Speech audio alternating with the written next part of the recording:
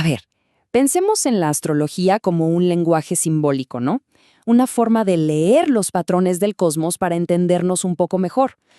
Pero, ¿qué pasa cuando descubrimos nuevas letras en ese alfabeto celestial? Bueno, hoy vamos a explorar justamente eso, cómo la integración de dos cuerpos celestes, Ceres y Eris, está expandiendo el significado de los signos. Y vamos a ver que esto no es una ruptura, para nada, sino una evolución supernatural de este sistema tan antiguo. Para entender bien este proceso, primero veremos cómo el zodiaco siempre ha evolucionado. Después, nos vamos a meter de lleno con los casos de Ceres en Virgo y Eris en Libra. Luego, conectaremos esto con la historia, con el precedente de los planetas transpersonales, y vamos a reflexionar por qué estos arquetipos aparecen con tanta fuerza justo ahora. Y al final, cerramos viendo cómo se expande nuestro mapa simbólico. ¿Listos? Empecemos este recorrido. Bien, lo primero y más importante es entender una idea clave. La astrología no es un sistema estático, cerrado, como una pieza de museo.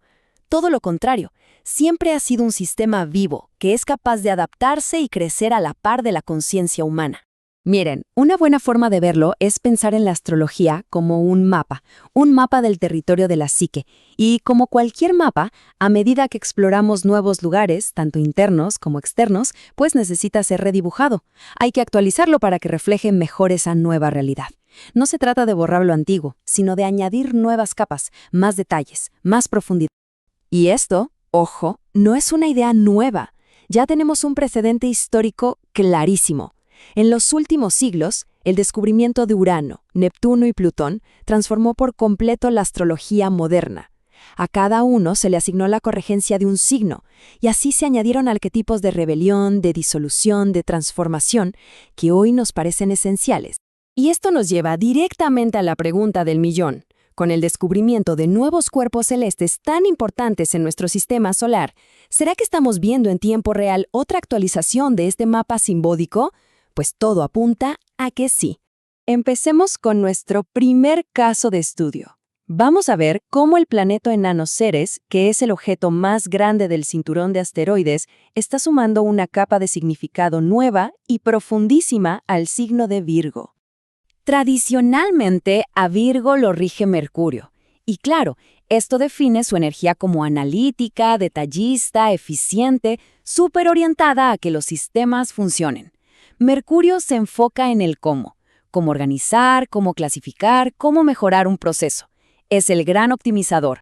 Pero a ver, si uno observa la expresión moderna del arquetipo de Virgo, se da cuenta de que hay temas que no se explican del todo solo con Mercurio. Por ejemplo, todo el interés en la salud integral, la conexión con la naturaleza, la ecología, la idea del trabajo como una vocación de servicio. Todo esto apunta a algo más, a una dimensión más terrenal, más profunda.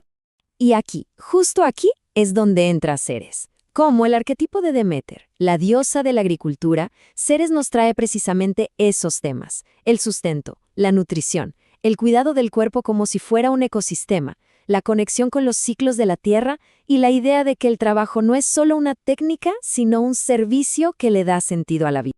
Entonces, lo crucial aquí es que no se contradicen, se complementan a la perfección. Si Mercurio es, digamos, el software que organiza el sistema, Ceres es la fuente de energía que lo sostiene. Mercurio se pregunta cómo funciona, mientras que Ceres responde al por qué es importante, conectando la función con el propósito, con el sustento. Pasemos ahora a un caso que es fascinante y, la verdad, mucho más disruptivo. Vamos a explorar cómo Eris, un planeta enano que está más allá de Plutón, está complicando y al mismo tiempo enriqueciendo de una forma radical el significado del signo de Libra. A ver, la regencia clásica de Libra es Venus, y esto nos da un arquetipo enfocado en buscar la paz, la belleza, el equilibrio en las relaciones, la diplomacia. Venus lo que quiere es crear puentes, evitar el conflicto, mantener la armonía a toda costa.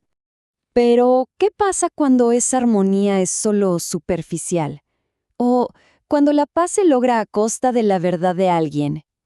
Esta pregunta captura a la perfección el dilema que nos trae Eris, ese conflicto entre la necesidad de pertenecer y la lealtad a la propia identidad. Es que Eris le trae a Eria todo lo que Venus trata de evitar.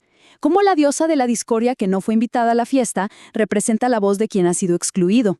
Introduce el conflicto que es necesario para exponer injusticias, la lucha por ser auténtico aunque esa rompa la paz, y pone la justicia por encima de una armonía que es falsa.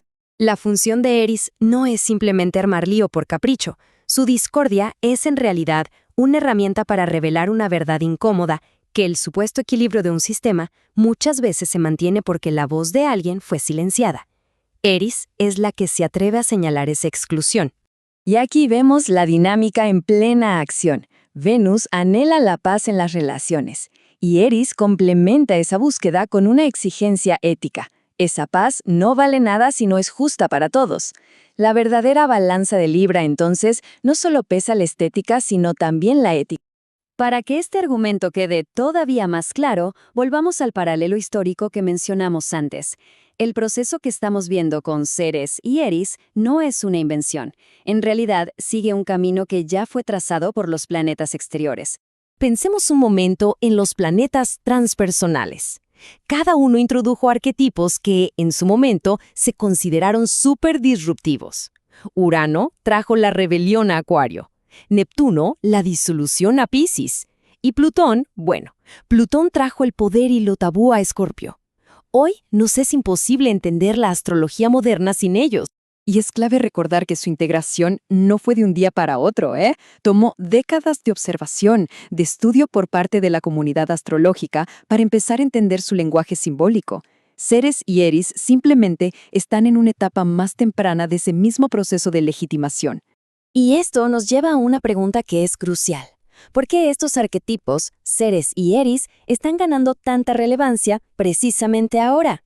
La respuesta es que la astrología, como ese mapa de la conciencia que decíamos, siempre refleja los grandes desafíos de su época.